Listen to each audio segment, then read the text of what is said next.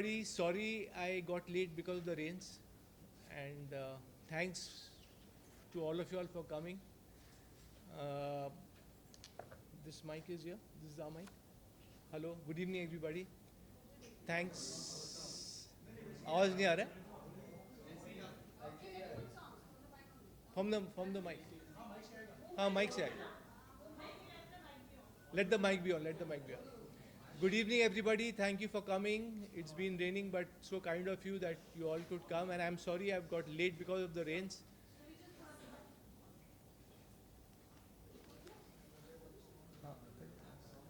हाँ अभी ऑन है. हाँ अभी on. Thank you, thank you. Good evening, everybody. Thank you for coming. It's been a rainy day. I got late, so I'm very sorry. And I had to pick up Mr. Vanjara Saab, and he would also like to speak and address this meet. We are all gathered here today. I am here today to announce that I have severed all ties with my family, and I don't want anything to do with them. I don't have anything to do with them. They have been torturing me for years, and I was taking what was just coming to me. As you all know, everyone knows that a court battle was fought, which I won in the year 2008, 16th Feb, to be precise. And well, life has been a hell since 2005, because that was the time when Amir, my brother, forcefully caught me and kept me under house arrest and gave me forced medications. So all that I have been through. Well, I will At Cozy Home. at Cozy Nursing Clinic. Yeah, he was caught. I was caught and put over there for 19 days. Anyway, the details Vanjara Saab will share with you.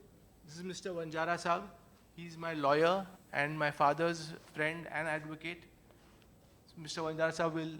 I was looking after that case right from 2008, and being a father friend, he requested me to appear in that case and fight for the custody, because Amir Khan Sahab, Amir was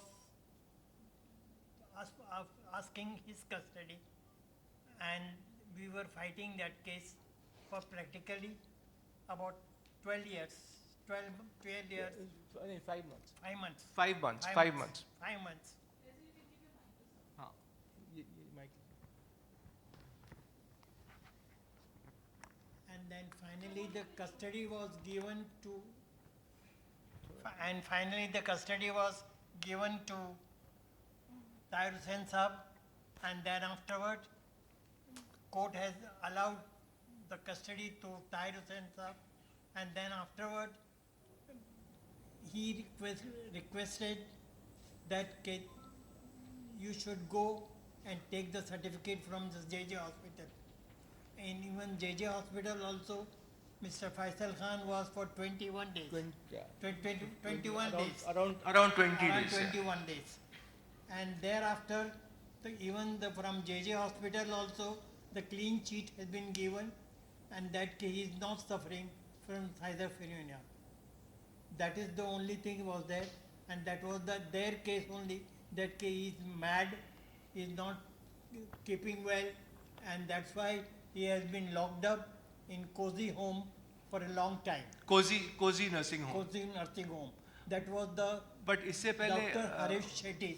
हाँ बंजारा साहब, इससे पहले जो हुआ था ना, जो मुझे आमिर ने फोर्सफुली मेडिकेशंस दिए 2005 में, और 2005 जब आपके आने से पहले भी. Yes. आप तो 2008 में अब्बाजान के साथ आए थे. Yes. कोर्ट में, तो वो आपने लेकिन उससे पहले जो मेरे साथ हुआ था, मेरा जो फैमिली ने गलत मेडिकेशन दिया, मुझे टॉर्चर किया, कोजी नर्सिंग होम में बंद किया, डॉक्टर हरीश शेट्टी ने वहाँ मुझे एग्ज़ामिन किया, और उनका पहला लाइन था डॉक्टर हरीश शेट्टी का कि इसकी गुर्मी निकालनी है. Now गुर्मी is a Marathi slang, and that means कि doctor Harish Shetty wanted to remove my pride, remove my ego, and मुझे शौक हुआ कि कोई डॉक्टर ऐसा बोल सकता है. And from then on I knew कि ये मेरे साथ बहुत गलत होने वाला है. और मेरी बहन निखत हेगड़े, संतोष हेगड़े और मेरे अंकल इम्तियाज़, वो उस वक्त वहाँ डॉक्टर के सामने थे, लेकिन उन्होंने कुछ कहा नहीं डॉक्टर को कि आप ऐसे कैसे बात कर सकते हो। और फर्स्ट ऑफ ऑल आमिर ने भी आके मुझे गलत तरीके से पकड़ा, और पुलिस के साथ आए थे आमिर 2005 में मेरे घर पे, जो उनका ही घर है असल में, बेला विस्टा में।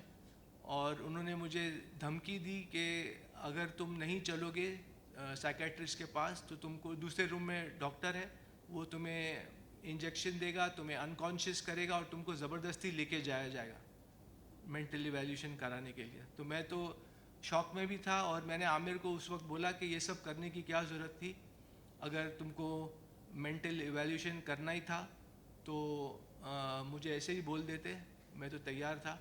और मैं उस वक्त उनके साथ चला गया कोजी नर्सिंग होम में वहाँ, और उन्होंने मेरा फ़ोन भी ले लिया, मेरे अंकल इम्तियाज़ ने मेरा फ़ोन ले लिया, और मैं बिल्कुल लाचार था, हेल्पलेस था, और उनके मर्सी पे था आमिर खान और फैमिली के। और फिर डॉक्टर ने जब ऐसी बात की तो मुझे मालूम पड़ गया कि मेरे साथ बहुत गलत होने वाला है और मुझे हर चीज़ सहनी पड़ेगी। लेकिन उस दिन भी मैंने उन लोगों को कहा था कि मैं एक चींटी हूँ। मेरे सिस्टर निखत और संतोष हेगड़े को मैंने कहा था कि मैं चींटी हूँ इस वक्त, लेकिन एक दिन आएगा जब चींटी भी हाथी को मार गिराएगी, और शायद वो दिन आज आ गया है।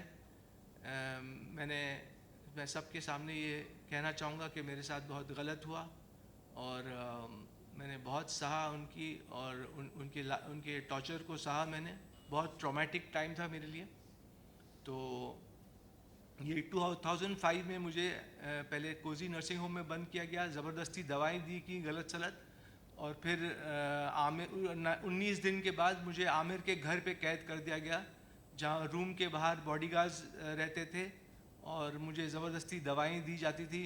और जब मैंने कोजी नर्सिंग होम में भी कहा था कि मुझे दवाइयाँ की ज़रूरत नहीं है, तब भी मुझे फोर्सफुल मेडिकेशन दिया। एक ड्रग का नाम है सेरेनेस, जो उसका टेस्ट भी नहीं आता है, और वो कलरलेस भी रहती है, वाटर के कलर की रहती है। तो वो बॉडीगार्ड सब लोग मुझे वो दवाई देते थे पानी में इंजेक्शन के थ्रू, बॉटल में डालते थे, और मुझे पानी और खाना तो खाना ही था ज़िंदा रहने के लिए। तो जब मुझे एहसास हुआ कि मैं 20-20 घंटे सो रहा हूँ, तो मैंने मेरी सिस्टर को बुला के कहा कि मुझे पता है कि तुम लोग मुझे दवाइयाँ दे रहे हो चुपचाप, तो मैं ये ओवरडोज हो सकता है and I can lose my life, मैं अपनी जान खो सकता हूँ। तब मैंने डॉक्टर से रिक्वेस्ट किया और दिक्कत को रिक्वेस्ट किया कि मैं जो आप लोग दवा मुझे फोर्सफुली दे रहे हो, मैं उसको लेने के लिए तैयार हूँ, क्योंकि मैं नहीं चाहता था कि मुझे ओवरडोज हो जिससे मेरी जान को ख़तरा था। तो ये सब टॉर्चर हुआ। फिर आमिर के घर पे मुझे 1 साल बंद किया गया ज़बरदस्ती, और दवाएं तभी भी चालू थी। तो फिर मेरा वज़न भी बढ़ते जा रहा था, 103 किलो हो गया था मैं। और फिर 1 साल के बाद मैंने आमिर को कहा कि आप लोग ने कहा था कि 1 साल के लिए आप लोग ने कहा था कि आप लोग मुझे कैद करेंगे। तो अब 1 साल हो गया है, 2006 का वक्त था वो। और मैंने बोला कि मुझे फिर से जो आपका दूसरा घर है जहाँ मैं रहता था, जहाँ आप लोग ने मुझे फोर्सफुली पिकअप किया था बेला विस्टा में, वहाँ भेजा जाए। तो आमिर ने मुझे अलाउ किया कि मैं वहाँ जा सकता हूँ। उन्होंने कहा, क्योंकि 1 साल में मैंने कुछ ऐसे ही उनको मौका ही नहीं दिया था कुछ मेरे अगेंस्ट कहने का, करने का। तो 1 साल के बाद मुझे घर जाने दिया वापस। और फिर 2007 में फिर सब ठीक चल रहा था। मैं कुछ गोट फार्म स्टार्ट करने की कोशिश कर रहा था, और उसके यहाँ अहमदनगर में एक मैंने ज़मीन भी देखी थी, और वहाँ गोट फार्म स्टार्ट करने की मैं कोशिश कर रहा था, और कुछ लोगों को मिल रहा था उसके लिए। तो वो सब काम चल रहा था। सडनली आमिर ने मुझे 2007 में बुला के दोपहर को, डॉक्टर हरी शेट्टी और आमिर ने कहा कि तुमको कल जाना है, अपनी सिग्नेटरी राइट्स देना है। अब सिग्नेटरी राइट्स वो होता है कि आपका पूरा हक एक इंसान का छीन लिया जाता है, और आपको कोई पावर नहीं रहता है साइन करने का, और आपका अस्तित्व बिल्कुल शून्य हो जाता है, ज़ीरो।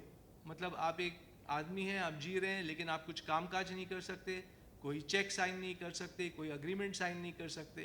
तो मुझे जब ये पता चला, मैं उनको तो हाँ हाँ बोल रहा था कि मैं जाऊंगा, और डॉक्टर और जज के सामने बोलूँगा कि I M incapable of taking my decisions. Aamir ने कहा था ऐसे बोलना है तुमको जाके जज के सामने कि मैं अपने फ़ैसले खुद ले नहीं सकता और मुझे एक गार्डियन की ज़रूरत है। तो उस वक्त तो मैं हाँ हाँ बोल रहा था उनको कि हरीश शेट्टी को और आमिर को कि हाँ मैं जाऊंगा और सब करूंगा, लेकिन मेरे दिमाग में चल रहा था कि मैं अपने आप को अब कैसे बचाऊं और इस चक्रव्यूह से कैसे निकल पाऊं। और तब मैंने फ़ैसला किया घर जाकर कि मैं घर छोड़ दूंगा और मैं घर से निकल गया, क्योंकि अब मुझे पता चल गया था कि मेरी फैमिली को मुझे टेक ऑन करना पड़ेगा। मेरी फैमिली मेरे ख़िलाफ़ है और मुझे अपनी फैमिली के सामने लड़ना पड़ेगा, खड़ा होना पड़ेगा। और तब मैंने फ़ैसला लिया घर छोड़ने का और मैं अपने दोस्त एक इंस्पेक्टर हैं मिस्टर सन के, उनको मिला और उनसे मैंने राय ली कि मैं ऐसे ऐसे फंस चुका हूँ, मेरी फैमिली मुझ पर जुल्म कर रही है। उनको सारा मामला मैंने बताया तो मिस्टर संके ने कहा कि आप जाइए और आप एक गवर्नमेंट हॉस्पिटल में अपने आप को इवैल्यूएशन कराइए। और संके ने कहा आप तैयार हैं कराने के लिए? तो मैंने कहा हाँ बिल्कुल, अगर मैं बिल्कुल कराऊंगा इवैल्यूएशन मेंटल, क्योंकि अगर मैं सच में पागल हूँ तो मुझे फैमिली के पास जाना चाहिए और फिर मैं जाऊँगा। तो मैंने KEM हॉस्पिटल में जाके बहुत मुश्किलों से मैंने टेस्ट दिया, क्योंकि जब आप जाते हैं, कोई इंसान जब जाता है गवर्नमेंट हॉस्पिटल में टेस्ट करने को, तो आपको वो बगैर एक फैमिली मेम्बर के टेस्ट भी नहीं करते। तो फिर मैं फंस गया फिर से, क्योंकि कोई सब फैमिली मेम्बर्स मेरे ख़िलाफ़ थे।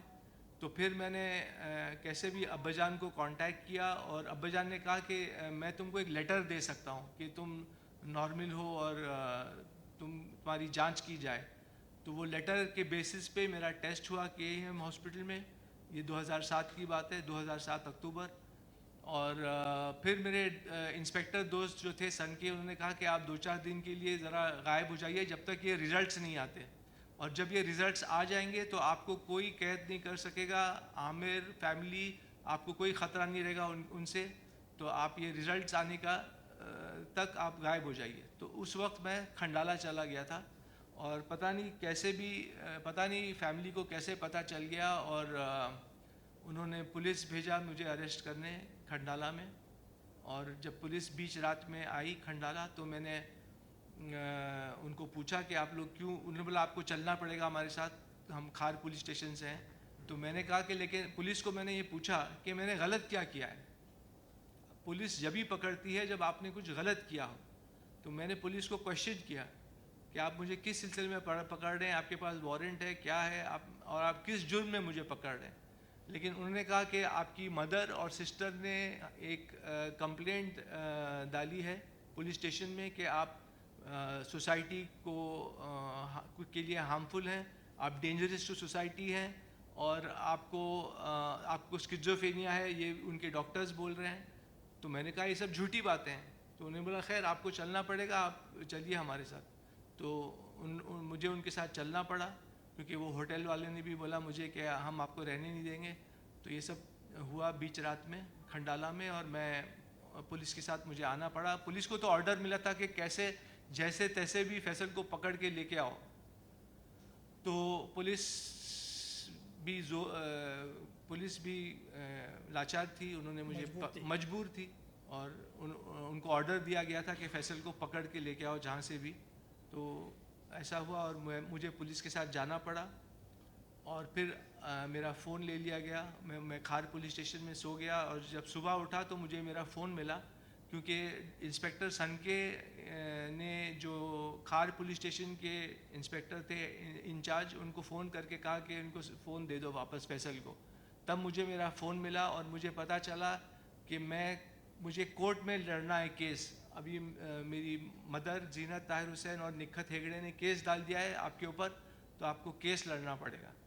तो तब मैं फ़ोन खोल के मैंने जो ABCD ए अल्फ़ाबेट से स्टार्ट किया और मैंने फ़ोन लगाया अब्दुल रहमान को, जो देवनार चेंबूर में स्लॉटर हाउस में वो कुछ प्रेसिडेंट थे उस वक्त। तो वो मेरे साथ गोट फार्मिंग का जो मैं खोलना चाह रहा था फार्म, वो उसमें इन्वॉल्व थे और वो मुझे गाइड कर रहे थे। तो उन्होंने कुछ वक्त मेरे साथ बिताया था उस वक्त। तो उन्होंने जब सुना कि मेरे ऊपर केस आ गया है, तब मैंने उनको बोला कि मुझे एक वकील की ज़रूरत है। तो उन्होंने मुझे बोला ठीक है मैं आपको मिलता हूँ 10 बजे इधर बैंड्रा ईस्ट के कोर्ट में और एक वकील के साथ मिलता हूँ। तो तब जाके एक वकील मिस्टर ऐसे वासिद आए, उन्होंने मेरा केस टेक ऑन किया और फिर जब मैं कोर्ट में गया उस वक्त पेश हुआ तो मुझे पता चला कि I need some person to stand a guarantee for me. तो खैर कैसे तैसे भी करके मैंने एक इंसान आए जो मेरे लिए खड़े हुए गारंटर, और तब और तब वकील साहब ने जज साहब ने मुझे भेजा जे हॉस्पिटल में फिर से टेस्ट करने। वो तो बोलते थे कि तुम्हारी फैमिली तो बोल रही है कि तुम स्किज़ोफ्रेनिया हो, लेकिन जज साहब ने बोला हम भी कोर्ट भी देखना चाहेगा ना कि तुम पागल हो कि नहीं। तो मेरा जे हॉस्पिटल में मुझे फिर से 20 दिन के लिए रखा गया, लगभग 20 दिन, और वहाँ मेरा पूरा टेस्ट हुआ, वो फिर कोर्ट केस लड़ा गया। फिर वंजारा साहब भी मुझे मिलने आए मेरे डैडी के साथ जे हॉस्पिटल में। वहाँ मैं उनको पहली बार मिला और मेरे डैडी ने कहा कि ये लॉयर हैं मिस्टर वंजारा, एडवोकेट, और ये तुम्हारा केस भी लड़ेंगे, मेरे साइड से खड़े रहेंगे, मतलब अब्बाजान के साइड से। और तब कस्टडी बैटल शुरू हुई। आमिर चाहते थे कि वो मेरी कस्टडी ले, आमिर और फैमिली चाहती थी कि वो मेरी कस्टडी लें और मुझे फिर से दवाइयाँ खिलाएं। लेकिन क्योंकि वंजारा साहब थे और अब्बाजान मेरे लिए खड़े हो गए थे, तो जज ने जो नेचुरल गार्डियन होता है फादर, उनके फेवर में डिसीजन दिया और मुझे कस्टडी मेरे फादर को मिली। और जज साहब ने ये भी कहा, मैंने आप लोग को एक वर्डिक्ट भी दूंगा, जो कोर्ट का वर्डिक्ट है वो आप लोग उसके थ्रू जा भी सकते हैं कि जज के कोर्ट ने मुझे क्लीन चिट दी है, मैं केस जीता। और जज साहब ने मुझे एक तो टेस्ट कराया जे में, और फिर मुझे कुछ कंडीशंस रखी थी कि मैं रोज़ जाके पुलिस स्टेशन में हाज़िरी दूं, और जो भी जज साहब ने कहा था मैं पूरा उसके ऊपर मुकम्मल उतरा और मैं सब करते गया। और फिर जब अब्बाजान के ऊपर प्रेशर पड़ा मॉनिटरी, तो अब्बाजान ने भी मेरा साथ छोड़ दिया और उनका पैसा पानी बंद किया गया फैमिली के थ्रू। तो ये सब हुआ और अब्बाजान ने मेरा साथ छोड़ दिया, लेकिन ऊपर वाला है। तो जज साहब ने बोला कि मैं आमिर को कस्टडी नहीं दूंगा, मैं फैसल को छोड़ दूंगा टू लिव अ लाइफ। तो जजमेंट में उन्होंने लिखा है कि पर्पसली ही left me alone to see how I react in society and how I deal with society. तो ये जज साहब का बहुत अच्छा एक फ़ैसला था और उन्होंने मुझे जीने दिया, मैं जी रहा था। तब तक केस भी चल रहा था, मैं सब सोशल एक्टिविटीज़ कर रहा था, उसका प्रूफ मैं जज साहब को दे रहा था हर हियरिंग पे कि मेरी क्या क्या एक्टिविटीज़ हैं।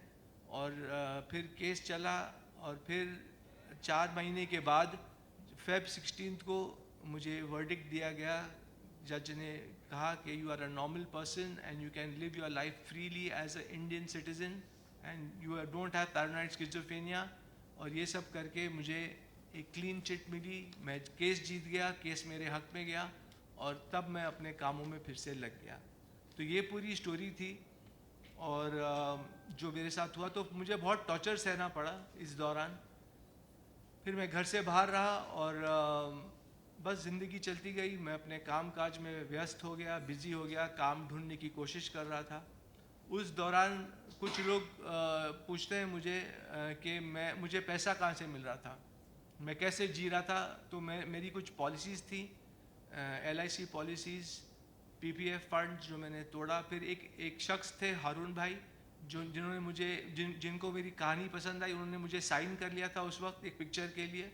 तो वहाँ से पैसा आया। जो ज़मीन मैंने ख़रीदी थी उस वक्त गोट फार्म के लिए अहमदनगर में, मैंने वो डील कैंसिल की, वहाँ से थोड़ा पैसा आया। एक बिग बॉस करके एक शो है जो मुझे बहुत लेना चाह रहा था उस वक्त, तो उनसे थोड़ा साइनिंग अमाउंट मिला मुझे। मैं शो में तो गया नहीं, लेकिन साइनिंग अमाउंट मुझे मिला करीब 4 लाख उस वक्त। तो ये सब से मेरा गुजारा चल रहा था, मेरा गुज़र चल रहा था, और मैं एक रिस्पेक्टफुल ज़िंदगी जी रहा था।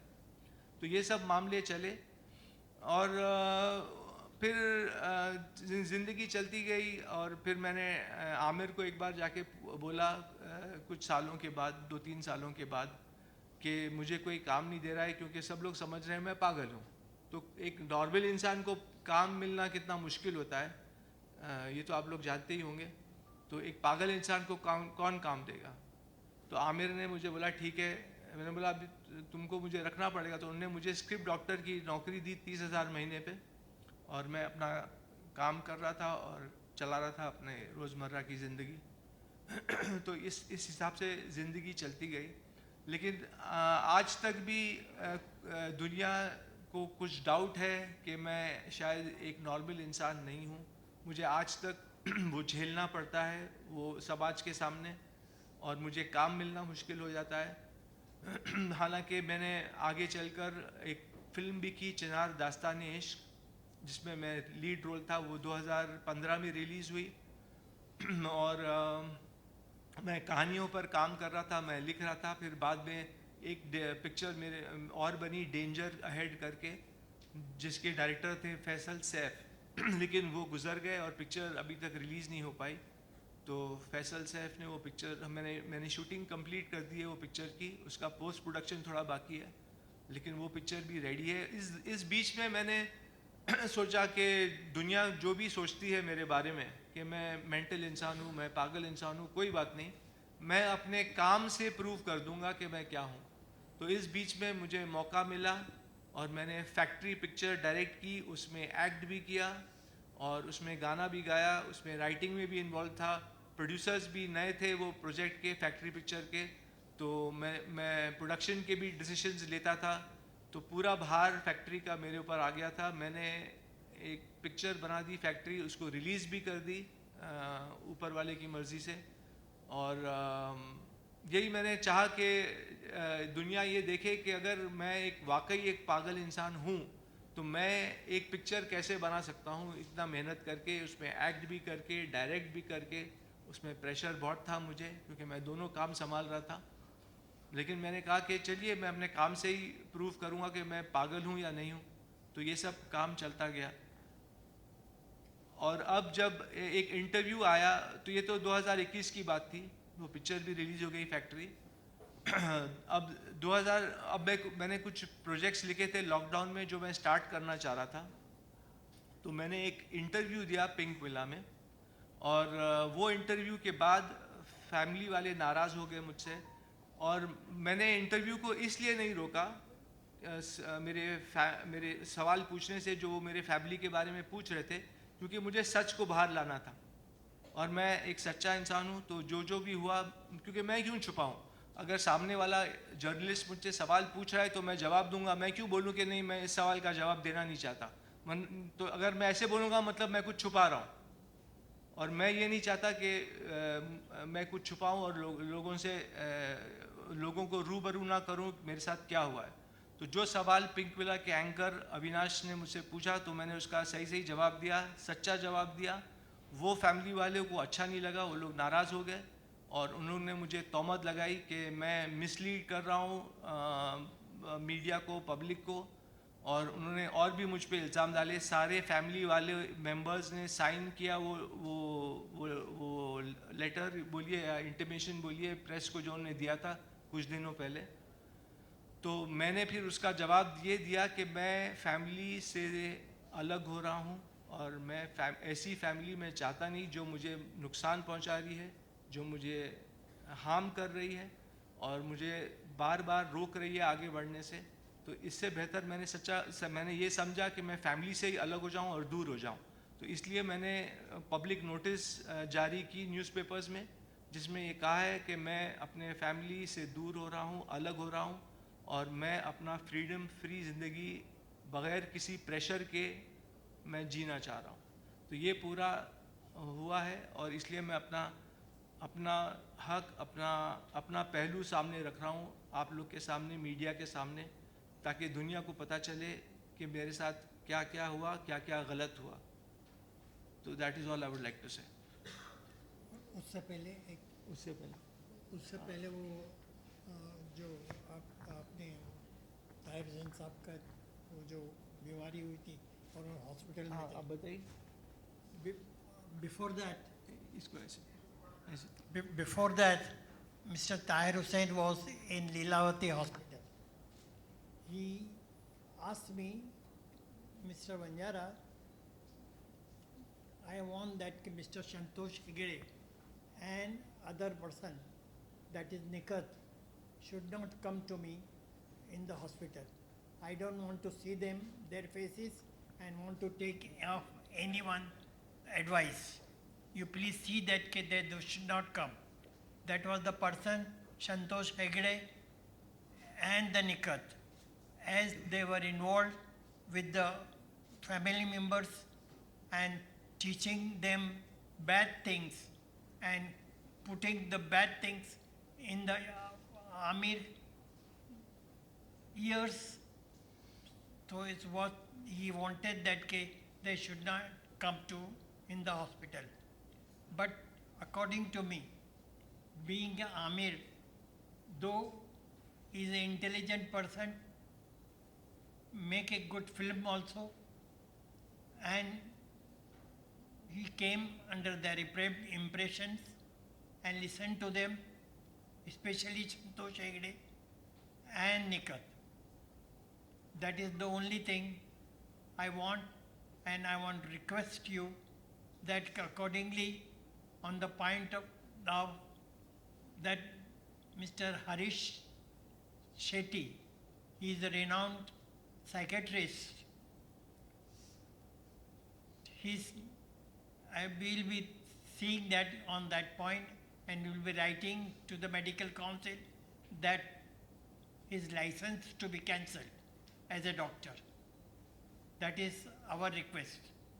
That is, I am telling on behalf of Mr. Faisal Khan. That we will be doing, and after that, after the public notice, we wanted to file a writ petition in the Honorable High Court after the 30 days of the public notice, and accordingly notice will be issued to them, and in that writ petition they have to file their affidavit. There is no alternative. They have to come out openly and say that, and once we'll get the writ petition filed in the High Court, then we'll get, inshallah, good order accordingly, which we have got from earlier from the Bandra 9th Court on 16 to 2008. I think so, 16 to 2008. Feb 16th, 2008. 16 to Yeah, yes, Feb 16, 2008. And I have got the copy of that also. इनको भी copy दी जाएगी And सब I'll be giving this copy to everyone. दूसरी That is बात the- यह है कि एक पॉइंट में आप लोग एक को और बताना, इम्पोर्टेंट पॉइंट ये था कि in between mister Tahir Hussain साहब was very much sick.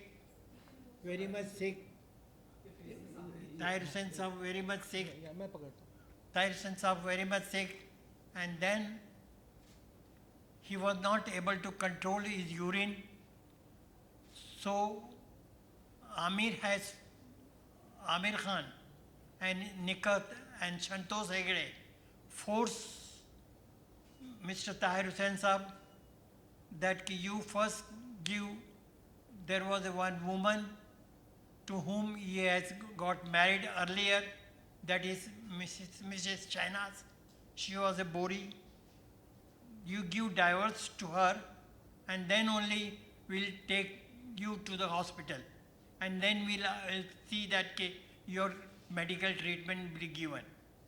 That is a very bad thing which I came to know afterwards, but because I was not involved in the family matters and all these things, but I came to know in the last time from the mouth of the Mr.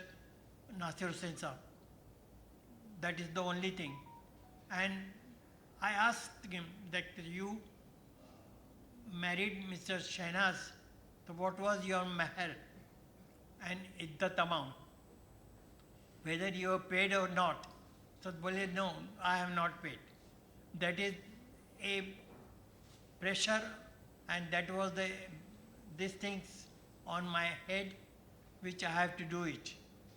But unfortunately, he could not do it. That is the only thing. And then after High Court filing in the petition in the Honorable High Court. Then accordingly we'll move to the Medical Council to cancel the license of Mr. Harish Shetty, who is the renowned psychiatrist. That is my humble thing which I want you people to mention in your press conference. Thank you. और दूसरी बात ये है कि आप लोग पूछेंगे कि फैमिली ऐसे ही क्यों टॉर्चर करने लग गई। तो जो मेन मुद्दा था, मेरा एक डाइवोर्स हो चुका था। मेरा एक शादी हुई थी 2002 में एक लड़की के साथ, और 2002 जनवरी में मैं उनको मिला था, वो लड़की को। फिर अगस्त में मेरी शादी हुई और दिसंबर 2002 में मेरा डिवोर्स हो गया। तो तब से मेरा फैमिली प्रेशर डाल रहा था मुझ पर कि मैं मेरी आंटी से शादी करूं फैमिली में, मेरी मदर की फर्स्ट कज़न, और मैं ये बिल्कुल नहीं चाह रहा था। तो उन लोग ने उस वक्त से मुझ पर प्रेशर डालना शुरू किया, और वो प्रेशर डाल के उस वक्त से उन्होंने मुझे प्रेशर डालना शुरू किया कि शादी कर लो, शादी कर लो, शादी कर लो। और मैं अपने काम में लगा था और मैं बिल्कुल इंटरेस्टेड नहीं था शादी करने में। तो उसको लेके फैमिली के साथ मेरे काफ़ी बहस उज्जत होती थी, अनबन होती थी। तो इसलिए मैं फैमिली से दूर रहने लगा था, क्योंकि अगर मैं वहाँ बैठता तो लड़ाई झगड़ा होता, और मुझे लड़ाई झगड़ा बिल्कुल पसंद नहीं है। तो इस मुद्दे को लेकर मैं फैमिली से दूर भी जाने लगा था। और तब उन लोगों ने ये कहा कि ये पागल हो गया है, क्योंकि मैं फैमिली को नहीं मिल रहा था। मैं पूरी दुनिया में उठ रहा था, बैठ रहा था, लोगों को मिल रहा था, सिर्फ फैमिली से अलग था। तो फैमिली को ये गुस्सा आ गया कि, और मदर को गुस्सा आ गया कि वो मैं मेरी आंटी से मैं शादी नहीं कर रहा हूँ। तो ये भी एक बहुत बड़ा मुद्दा था ये सब शुरुआत होने की। Now I think I have covered everything. We are open for Q&A। अभी ये जो सवाल पूछेंगे।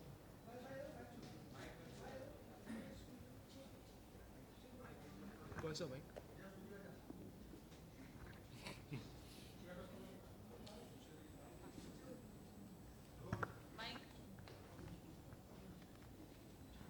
फैसल जी, आप लोगों ने साथ में काम किया था, आपने और आमिर ने जी। उस वक्त तक क्या सब सही था, और क्या उसके बाद से चीज़ें गड़बड़ होने लगी? क्या आपने रियल रीज़न पूछा कि यही रीज़न जो आपने बताया यही था, कि इसके अलावा भी नहीं, इसके अलावा भी रीज़न हो सकता है कि आमिर ने, जब मेरी पहली पिक्चर मधोश बन रही थी 1992 में शूटिंग शुरू हुई थी, अब्बाजान ने वो प्रोड्यूस किया था मेरे लिए, डैडी ने। तो आमिर ने उस वक्त भी मेरी पिक्चर की कहानी नहीं सुनी थी जब हम लोगों ने शुरू किया था। तो पता नहीं, कुछ लोग बोल रहे हैं कि मीडिया में कि आमिर की जेलसी उस वक्त से थी तुम्हारे साथ। तो शायद वो जेलसी बढ़ते बढ़ते उसका ये रूप हो गया कि मेला के बाद जब मेला रिलीज़ हुई तो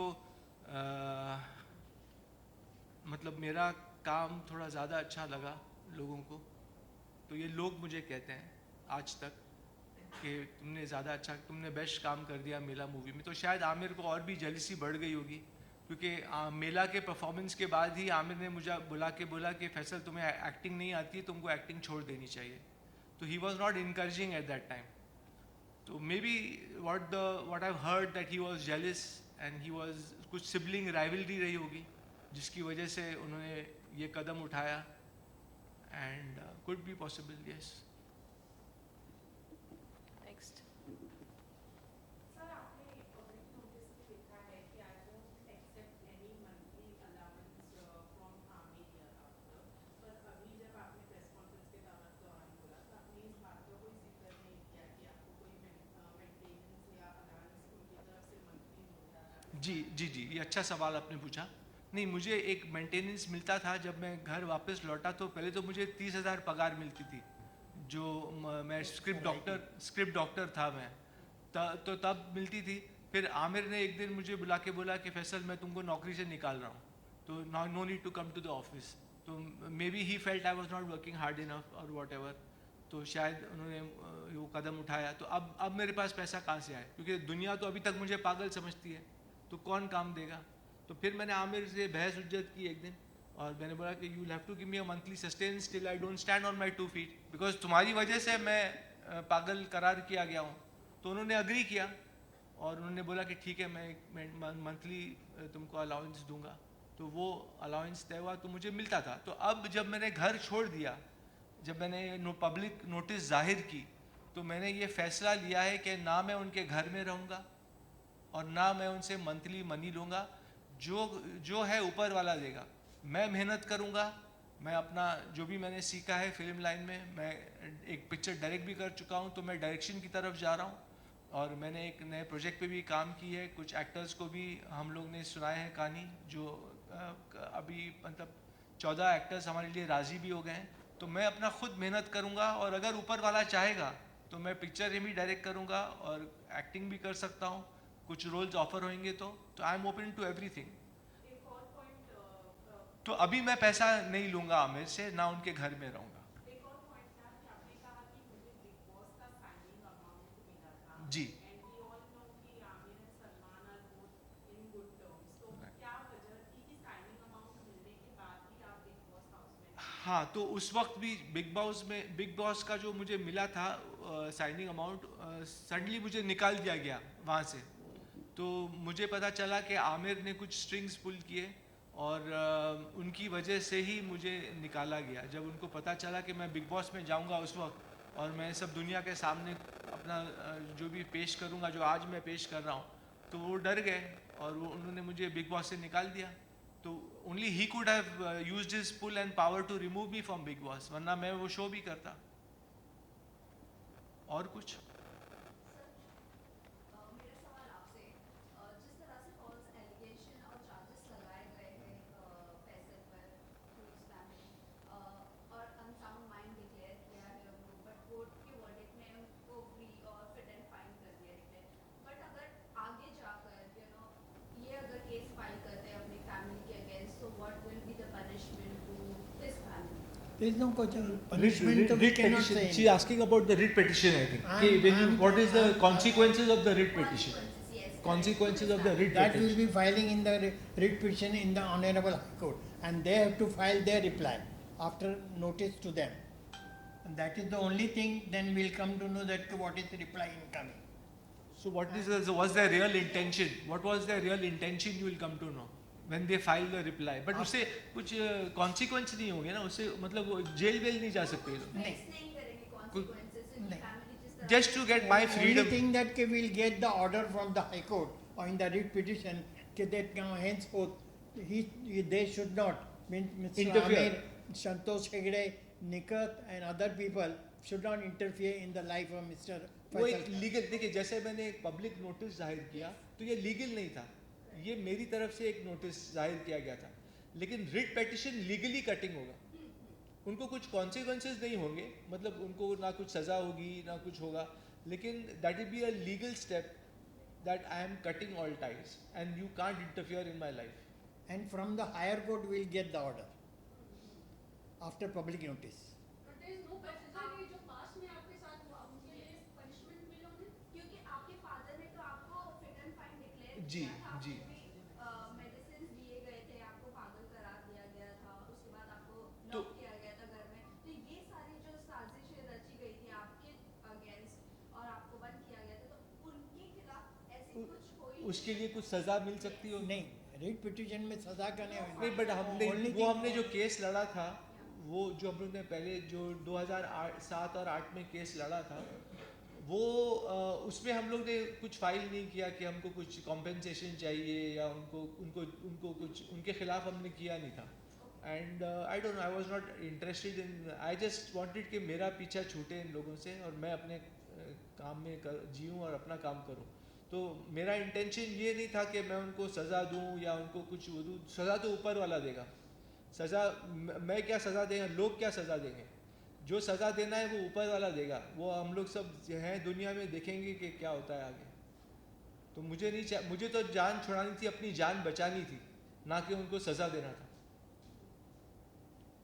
But how is it that Bollywood में एक तो आपने openly बात की है, जी। बहुत बड़ी बात है, easy होगा आपके लिए आगे बढ़ना Bollywood में? What do you think? नहीं, I am going to try my best and again I believe in God a lot. तो क्या होता है कि मैं खुदा ऊपर वाले में, भगवान में बहुत मानता हूँ। तो भगवान ही रोटी देता है, भगवान ही हमको हर सांस देता है। तो वो ही हर चीज़ करेगा। अगर उसने मुझे इस धरती पे लाया है तो उसकी भी जिम्मेदारी होगी कि फैसल को आज खाना कहाँ से मिलेगा और फैसल का काम आगे कैसे बढ़ेगा, वो उसकी जिम्मेदारी हो जाती है। और अगर होना है तो होके रहेगा, नहीं होना है तो नहीं होगा। और जब अल्लाह ताला इतनी बड़ी यूनिवर्स को संभाल रहे हैं, इतने लोगों को संभाल रहा है और वो बहुत रहीम और करीम है, तो why not to Faisal. Family में डैडी मेरे साथ थे जब तक उनको ऊपर मॉनेटरी प्रेशर नहीं पड़ा था, उनका फाइनेंशियल रोका नहीं गया था, तो वो मेरे साथ थे। लेकिन और कोई फैमिली में साथ नहीं है, because I think they all, I don't know, maybe they want to be with Aamir and money is where the money is there everyone wants to be. So maybe they are supporting Amir and maybe Amir is doing some favors for them. Maybe Amir is making some movies for them. Because I've heard that he's made a movie for Mansoor's daughter also. Imran को भी उसने break दिया था। तो कुछ internal favours भी होते हैं, फैमिली पॉलिटिक्स होती है, तो वो शायद सब कर, so they want to look up to Amir. मेरे पास तो कुछ पैसा नहीं है, मैं फ़िलहाल तो कुछ बना नहीं सकता किसके लिए, तो maybe they want to look up to Amir and that's what they are doing. So this is all family politics. उसमें मैं पिस रहा हूँ। और उसके अंदर सबसे मेन रोल जो है मिस्टर संतोष हेगड़े एंड निकल। या मैं, आप लोग ने एक एनिमल पिक्चर देखी होगी जो बहुत हिट हो गई थी, उसमें मैं तो सल्यूट करता हूँ संदीप वांगा रेड्डी को। उन्होंने इतनी अच्छी तरह आजकल के रिलेशनशिप्स को दिखाया है, जहाँ उसमें भी अगर आप देखें तो एल्डर सिस्टर कैसे बिहेव करती है और उसका ब्रदर इन लॉ कैसे बिहेव करता है। तो very good, I salute Sandeep Vanga Reddy for the film Animal. I could relate to the film so much कि ऐसे हो रहा है मेरे साथ भी, कि मेरी बड़ी सिस्टर और उसके मेरा ब्रदर इन लॉ कैसे बिहेव कर रहे हैं मेरे साथ। तो बहुत अच्छी तरह से पेश किया संदीप वांगा रेड्डी ने एनिमल पिक्चर को। मैंने 2-3 बार देखा वो पिक्चर जाके। जी जी, डैडी के प्रॉपर्टी से मुझे कुछ हिस्सा मिला था और वो मैंने यूज़ अप कर लिया पिक्चर बनाने में और अपने काम में प्रूव करने को। जो फैक्ट्री पिक्चर मैंने बनाई थी तो उसमें यूज़ हो गया, और कुछ मैंने रखा भी है, थोड़ा कुछ पीपीएफ बनाया था वापस, तो कुछ वहाँ भी इन्वेस्ट हुआ है थोड़ा पैसा। सर पूछना था, अगर कल होकर के आमिर जी बोले जो हुआ भूल जा, आमिर के काम करते हैं। जी जी, एक सेकेंड सर। आमिर सर कल जिसे प्रेस कॉन्फ्रेंस आपने किए, कल उन्होंने बोला कि जो हुआ उसे भूल जा, नई जिंदगी की शुरुआत करते मिल करके, तो क्या आपके साथ में काम कर रहेंगे साथ में? डिपेंड्स कि वो किस तरीके से माफ़ी मांगते हैं मुझसे, और फिर मैं तो चाहूँगा कि वो दुनिया के सामने भी आके माफ़ी मांगे, सिर्फ मेरे साथ रूम में बैठ के माफ़ी ना मांगे, यहाँ सामने आके बैठे और बोलें कि दुनिया को बोलें, प्रेस को बोलें कि मैं गलत था। क्योंकि रूम में तो कोई भी माफ़ी मांग देगा, मैं साथ में हो जाऊँगा तो ऐसा लगेगा कि फैसल क्या कर रहा है यार, कभी बोलता है कि हाँ मैं मिलूँगा, कभी बोलता है मैं छोड़ रहा हूँ फैमिली को। आके दुनिया के सामने अगर गलती तुम इकरार करोगे तो ही मैं माफ़ करूँगा, वरना मैं माफ़ नहीं करूँगा। आमिर की आपको कतली और करनी में फर्क नहीं लगता? उनकी सितारे जमीन पर जी। जो स्पेशल जाके बोलते हैं कि सोसाइटी से मिले, हाँ। वहीं आपको चाहते हैं आप सोसाइटी से दूर हो जाएं। हाँ, वो नहीं चाह। आपका क्वेश्चन क्या था? वो सोसाइटी चाह जूर था। आमिर की कतनी और करनी, कहाँ कतनी? सितारे जमीन पर जो स्पेशल चाइल्ड है, हाँ। वो चाहते हैं कि सोसाइटी से मिक्सअप होए। हाँ वहीं आपको चाहते हैं कि पागल नहीं, हाँ, वो- सोसाइटी से दूर हो जाए। हाँ, क्योंकि मैं स्पेशल चाइल्ड नहीं हूँ, मैं तो वैसा नहीं हूँ, लेकिन वो मुझ पर जुल्म करना चाह रहे थे, शायद जेलिसी की वजह से। जो इन साहब ने कहा अभी कि शायद जेलिसी होगी कि फैसल मुझसे आगे ना बढ़ जाए कहीं, तो मैं तो स्पेशल चाइल्ड नहीं हूँ, तो वो मेरे लिए स्पेशली वो नहीं, केस अलग हो जाता है। उनके सिविल लाइबिलिटी उनका सामने आती है और वो चाहते हैं कि इसको स्कॉच करो, इसको आगे बढ़ने ना दिया जाए। Because he could have helped me when I made factory movie also. I went to him कि यार ये पिक्चर मेरी कोई OTT में बात करिए आप, तो he didn't help me that time also. तो he is not helping me, he is harming me on every level. तो that's why I am declaring myself that I am cutting away all ties with him and my family. Anyone else? और एक और बात मैं कहना चाहूँगा कि जब फैमिली से मैं नाराज़ हुआ था तो मैंने एक लेटर लिखा था, और उस लेटर में मैंने, क्योंकि फैमिली मुझे बोल रही थी कि अरे यार तुम शादी करो, बहुत प्रेशर आ रहा था हर तरीके से आंटी के साथ। हाँ, मेरी आंटी के साथ। तो मैंने एक लेटर भी लिखा, उसमें मैंने ये लिखा, मैंने हर फैमिली मेम्बर की मैंने उसमें लिखा कि तुम क्या हो, तुम क्या हो, तुम क्या हो। मतलब जैसे मैंने बोला निखत की 3 बार, निखत एल्डर सिस्टर की 3 बार शादी होगी, आमिर का शादी हुआ था, डिवोर्स हो गया रीना के साथ, और फिर उनका रिलेशन था जेसिका हाइंस के साथ जिसका उनका इलीगल बच्चा भी है आउट ऑफ वेडलॉक।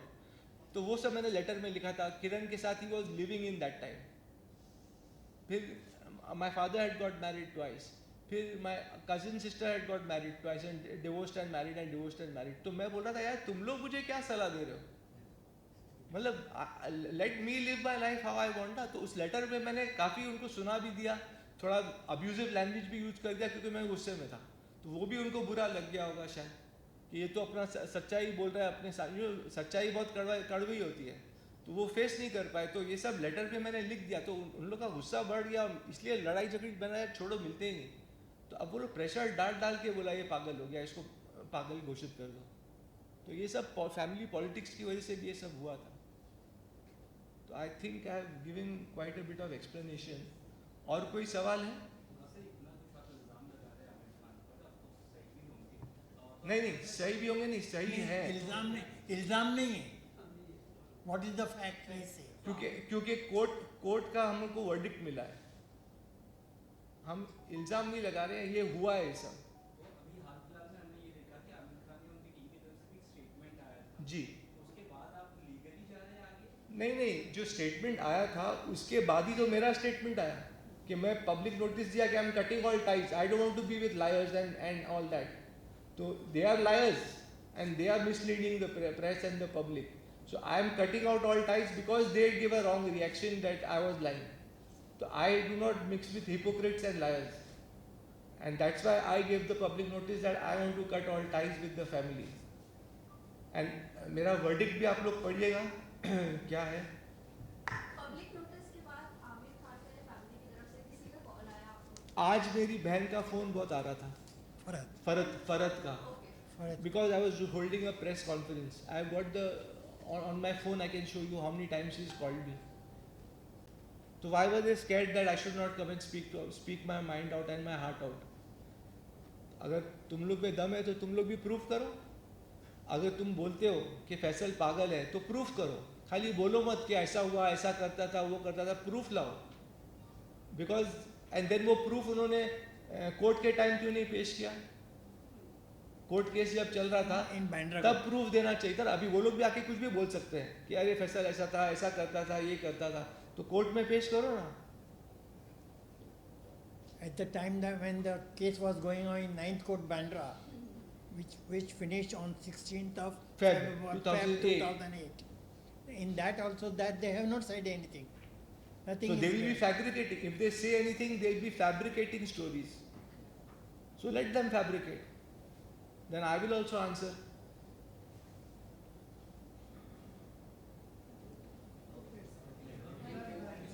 हो गया? Yeah, I think everyone has got the answers and everyone has asked their questions. जी जी आपने नीला पिक्चर में बहुत अच्छा काम किया था, तारीफ भी थी, सब हुआ था। जी। आपको दूसरे किसी निर्माता या निर्देशक ने कभी कोई ऑफर किया काम करने के लिए?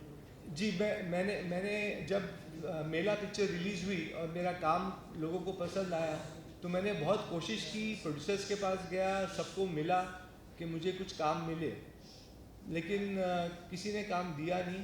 तो फिर मैं मायूस होकर मैंने सोचा चलो बड़े प्रोडक्शन हाउस, बड़े लोग नहीं दे रहे हैं तो मैंने कुछ छोटी पिक्चरें की, क्योंकि छोटी पिक्चर भी कभी कभी निकल जाती है।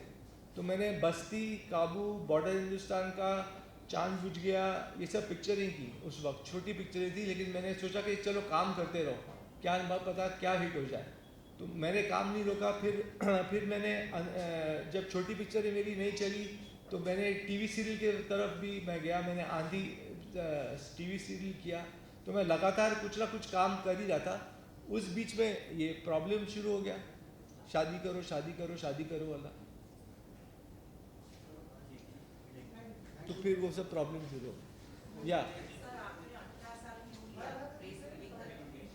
नहीं मैं जब देखिए क्या होता है ना, हर चीज़ का एक वक्त मुकर्रर है। जब मैं केस जीता तो उस वक्त भी मैंने सोचा था कि शायद मैं करूँ, मेरे दिमाग में ही नहीं आया कि मुझे प्रेस कॉन्फ्रेंस करना चाहिए, क्योंकि मैं स्कीमिंग आदमी नहीं हूँ, मैं शातिर नहीं हूँ। तो मैंने सोचता था कि यार कभी आएगा कि नहीं बाहर के लोगों को मालूम पड़ेगा कि नहीं कि मेरे साथ क्या हुआ है। लेकिन मुझे क्या लगता है कि हर चीज़ का एक वक्त मुकर्रर है ज़िंदगी में, वो मेरे हाथ में भी नहीं है। तो वो इतने साल के बाद अभी जैसे मैंने एग्जांपल देता हूँ आपको। मैं असिस्टेंट डायरेक्टर के तौर पे इंडस्ट्री में आया था, क़यामत से क़यामत तक, जोई था वही सिकंदर और तुम मेरे हो। लेकिन फिर मैंने डायरेक्ट किया फैक्ट्री इतने सालों के बाद। तो क्यों किया वो भी मुझे नहीं, मैं तो डायरेक्शन में जा रहा था, बट पता नहीं मैं उस बाद एक्टिंग में चला गया। अब वो क्यों हो रहा है वो ऊपर वाला जानता है। आज वो प्रेस कॉन्फ्रेंस होना था तो हो गया, और आप लोग सब यहाँ हैं। और जब वक्त, हर चीज़ का वक्त मुकर्रर है ज़िंदगी में, जैसे ज़िंदगी और मौत का भी वक्त मुकर्रर है। आप ये नहीं बोल सकते कि मैं कल मर ही जाऊँगा या मैं कल पैदा ही हो जाऊँगा, वो मुकर्रर है वक्त, वो होना है तो वो होगा। मेरे साथ जो होना था, मुझे फैमिली के थ्रू होना था तो आई वेंट, होना था। अब मैं नहीं बोल सकता क्यों हुआ, वो तो ऊपर वाला ही जानता है कि क्यों और कब क्या होना है। आप इतना आध्यात्मिक की बात कर रहे हो, जी। आपकी बातों में इतना बार-बार आ रहा है कि ऊपर वाला देगा, गॉड देगा। जी। तो आपको इतना कॉन्फिडेंस है कि ये मीटिंग करने के बाद, कॉन्फ्रेंस करने के बाद मुझे बेनिफिट होगा? बेनिफिट तो मैं नहीं चाहता हूँ, मैं खाली चाहता हूँ कि मेरा नाम क्लियर हो। मैं नहीं चाहता हूँ कि ये प्रेस कॉन्फ्रेंस इसके लिए नहीं है कि मुझे काम मिल जाए, तो मेरा काम देखकर ही काम मिलेगा मुझे, और वो वही है कि ऊपर वाला ही देगा। ये बेनिफिट ये नहीं है, बेनिफिट ये है कि मैं मेरी फैमिली से दूर हो रहा हूँ, ये मैं इसकी तरफ लीगल स्टेप्स भी लेने वाला हूँ।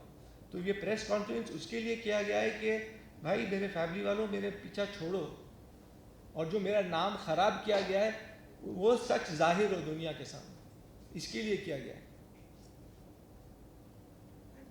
Okay, thank you everybody. जी खड़े होके आइए।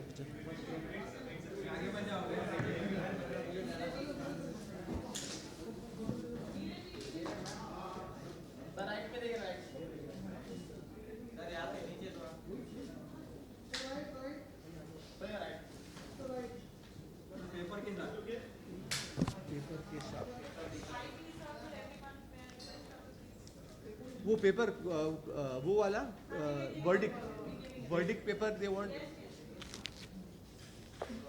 हाँ ये दिया इनको। हाँ दिया है।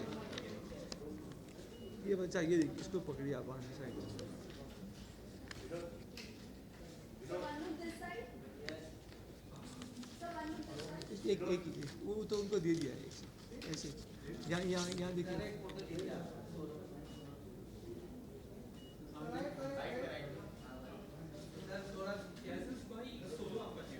सोलो भी,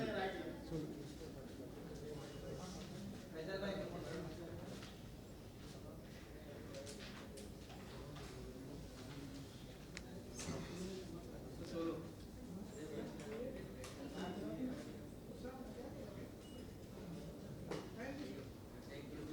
थैंक यू। हरीश शेट्टी के बारे में एक बहुत बोल दो। नहीं बहुत हरीश शेट्टी के बारे में एक और बोल दो।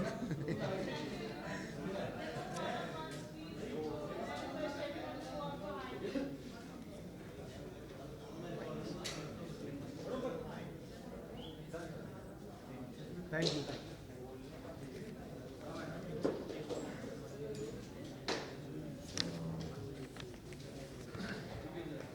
ये देखिए, हरीश शेट्टी के बारे में बोल देता हूँ। वो बोलूँ, मेहर के बारे में बोल दूँ। नहीं या आई कम देयर।